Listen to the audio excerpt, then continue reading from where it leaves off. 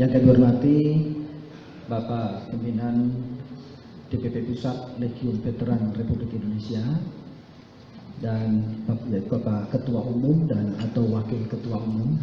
Selamat siang. Saya hormati seluruh anggota Legiun Veteran Republik Indonesia, baik yang di pusat maupun dari cabang di seluruh Indonesia. Yang kami menghormati seluruh jajaran pejabat di lingkungan Kemhan dan kemudian lembaga yang mewakili. Yang saya hormati dan saya banggakan terutama Bapak Ketua Komisi 1 DPR RI, Bapak T.P. Hasanuddin, dan Bapak Ibu peserta sarasian yang berbahagia. Assalamualaikum warahmatullahi wabarakatuh. Selamat siang, salam sejahtera untuk kita semuanya.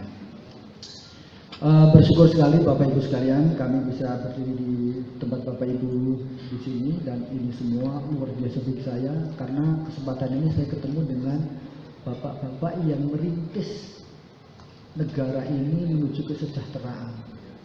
Luar biasa sekali, saya sangat terharu sekali saya bisa berdiri di sini karena kalau saya ingat 45 tahun yang lalu mungkin kami bukan apa-apa karena saya tinggal di lereng Merapi, Pak. Jadi saya benar-benar orang kampung di Klaten, kalau ada yang rumahnya Klaten, Pak.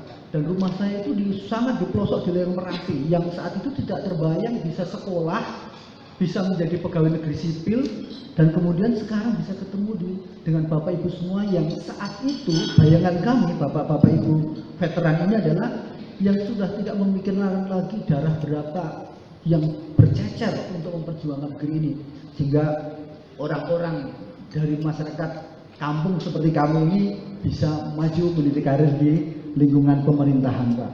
Oleh karena itu luar biasa, kami mohon aplaus untuk Bapak Ibu semua para veteran. Baik Bapak Ibu yang kami hormati, kebetulan kami UNJ ditugaskan oleh Pak Dirjen karena ada agenda mendesak yang lain, beliau tidak bisa hadir di sini untuk menyampaikan beberapa hal. Jadi menindaklanjuti yang disampaikan oleh Bapak T.P. Hasanuddin tentang filosofi dari veteran yang dijabarkan dengan 3 undang-undang tadi, Undang-Undang 3 tahun 2002, Undang-Undang 23 tahun 2003, Pak, 2008. Dan Undang-Undang 15 tahun 2012. Ya, intinya hubungannya dengan Kementerian Keuangan, kita akan menjabarkan lebih lanjut adalah hak keuangan, fasilitas, dan kehormatan, tanda kehormatannya. Yang secara konsepsi dan filosofi tadi sudah dituangkan dalam undang-undang yang dijelaskan oleh Bapak Ketua Komisi 1 tadi.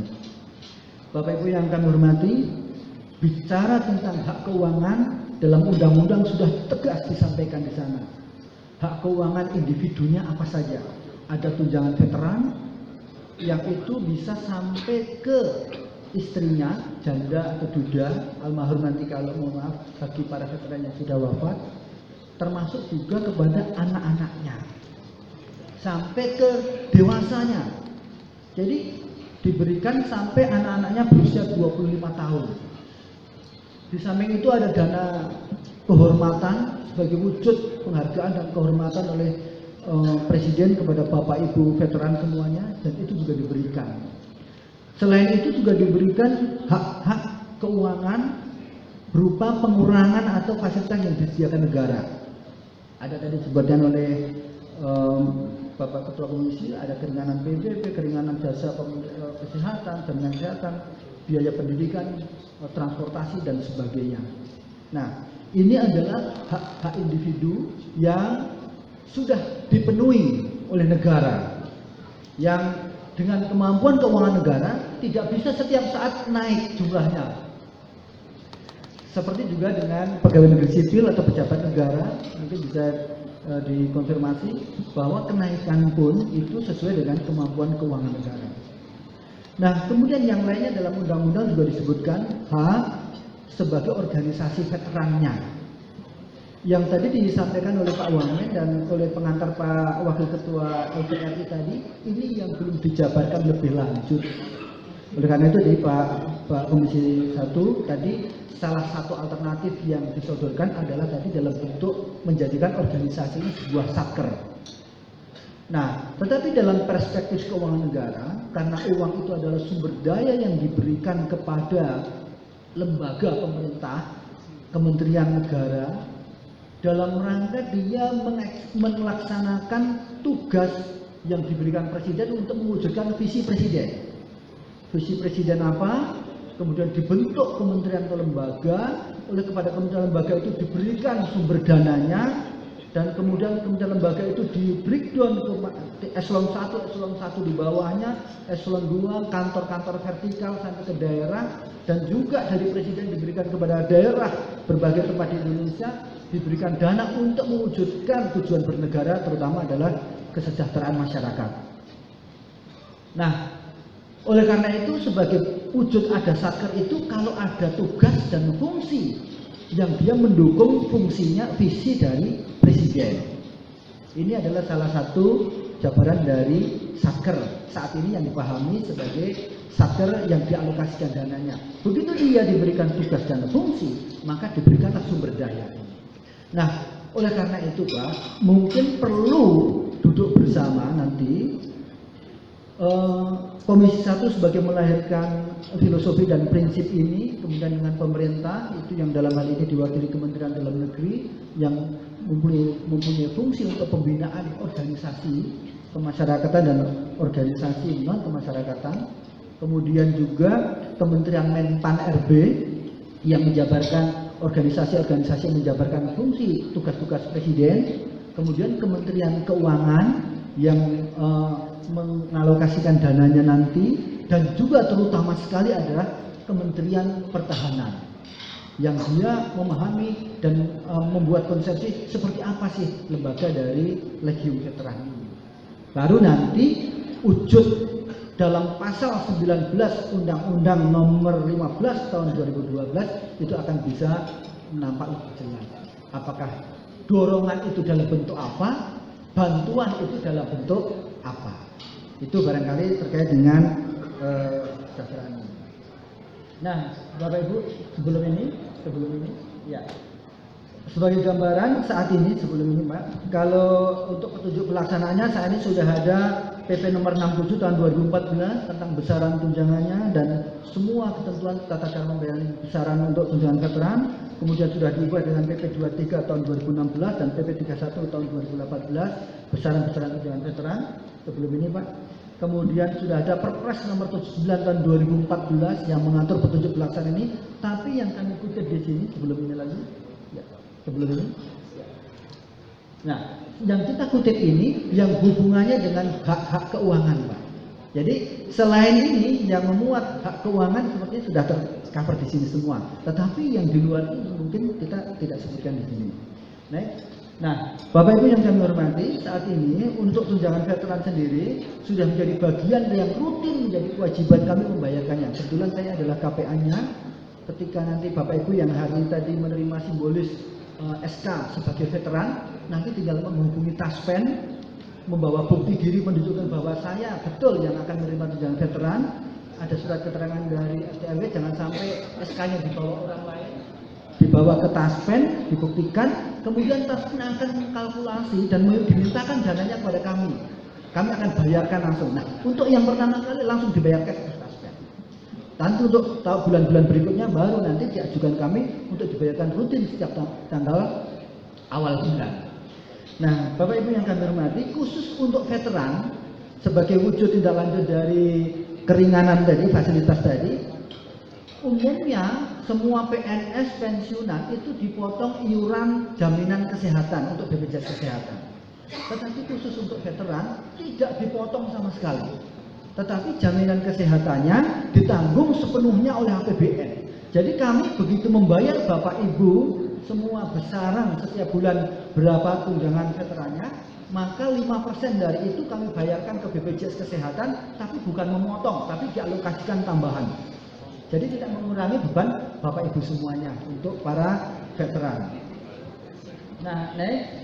Nah, kemudian Bapak Ibu yang kami hormati, ini adalah hak keuangannya. Saya kira tadi sudah disebutkan, lanjut saja.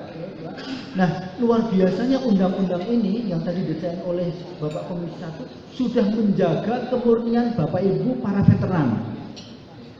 Di sini ada ancaman sanksi pidana bagi siapa saja yang mencoba-coba merusak citra Bapak Ibu para veteran yang tadi disebutkan oleh Pak Ketua Komisi 1 bahwa ada aja yang mengaku bilang veteran tahun 45 tapi usianya masih muda-muda dan sebagainya. Dan itu banyak ya Pak ya, banyak. Dan ini sangat merusak. Karena apa? Begitu tidak difilter hal-hal seperti ini, yang masuk banyak, uang negara terbebani terlalu besar, maka akan menimbulkan kecurigaan dari aparat pemeriksa dan penegak hukum. Begitu diperiksa oleh aparat penegak hukum, yang diperiksa bukan hanya yang menipu-menipu ini saja Pak, tetapi juga SK-SK yang sudah terbitkan kepada para veteran yang seharusnya memang punya hak. Itu mengusik citra Bapak Ibu semuanya. Inilah luar biasanya undang-undang ini sudah membentengi itu semuanya. Nah Bapak Ibu yang kami hormati, next. Mohon dimaklumi untuk menghindari juga ini dimanfaatkan oleh pihak-pihak yang tidak bertanggung jawab. Untuk hal-hal tertentu kami masih memohon dari PT Transpen itu autentifikasi. Jadi Bapak Ibu masih diminta untuk melihat autentifikasi, membuktikan bahwa mohon maaf masih ada. Jadi kadang-kadang kalau tidak dilakukan pembuktian masih ada atau orangnya, pembayaran terus dilakukan setiap bulan, tapi yang menerima sudah tidak berhak. Katakanlah mohon maaf janda atau dudanya, tetapi janda atau dudanya itu sudah menikah lagi, maka dia sudah tidak berhak lagi. Nah makanya perlu dilakukan autentifikasi. Nah autentifikasi yang saat ini dilakukan bisa dengan melihat fisiknya, kemudian bisa difoto lewat handphone atau biometrik, kemudian ada petugas dari bank yang mengunjungi Bapak Ibu, juga dengan surat kuasa dari Bapak Ibu kepada petugas yang ditunjuk Bapak Ibu untuk mengambilnya, dan juga menyampaikan surat bukti dari aparat setempat bahwa bukti benar-benar masih sebagai penerima veteran yang sah. Next. Nah Bapak Ibu, saat ini jumlah seluruh veteran penerima tunjangan veteran itu adalah 123.925 orang. Nah, kalau tadi ada angka yang berbeda dengan yang disebutkan dari Dirjen Potham, kami mohon konfirmasi, jangan-jangan ada penerima SK yang belum mengajukan permohonan untuk dibayar tunjangannya. Mungkin masih ada. Atau sudah tidak dibayarkan lagi, jadi SK-nya itu terbit, tetapi penerimanya sudah punah. Artinya punah itu, mohon maaf Bapak Ibu semuanya, punah itu yang penerima aslinya sudah wafat, istrinya sudah wafat, anaknya sudah dewasa, tapi SK-nya kan masih ada, tapi sudah tidak ada yang berhak lagi. Nah, hal ini mungkin belum dihitung. Jadi dalam perhitungan kami tahun 2019, setiap tahun itu kami sudah merealisasikan 3.282.726.608.000 untuk 123.925 orang. Bapak Ibu yang kami hormati, mungkin itu yang bisa kami sampaikan, hal-hal yang kita bisa diskusikan terkait dengan tadi isi maksud akan diperluas untuk anggota veteran dari Seroja. Maka kami kembalikan kebijakannya kepada perwakilan dari rakyat, DPR, dan kemudian juga Kemhan dan Menpan dan juga Kemendagri. Filosofinya seperti apa, silakan, sepanjang itu memang haknya itu adalah hak sebagai veteran dan itu dituangkan dalam peraturan perundangan, maka akan kita terbitkan oleh Kementerian Lembaga petunjuk pelaksananya, dan oleh Menteri Keuangan akan disediakan dananya untuk memenuhi hak-hak dari para anggota veteran yang muncul dari perluasan itu tadi. Demikian yang bisa kami sampaikan Bapak Ibu semuanya, kurang lebihnya mohon maaf. Wabillahi taufiq wal hidayah. Wassalamualaikum warahmatullahi wabarakatuh. Selamat siang, salam sejahtera untuk kita semuanya.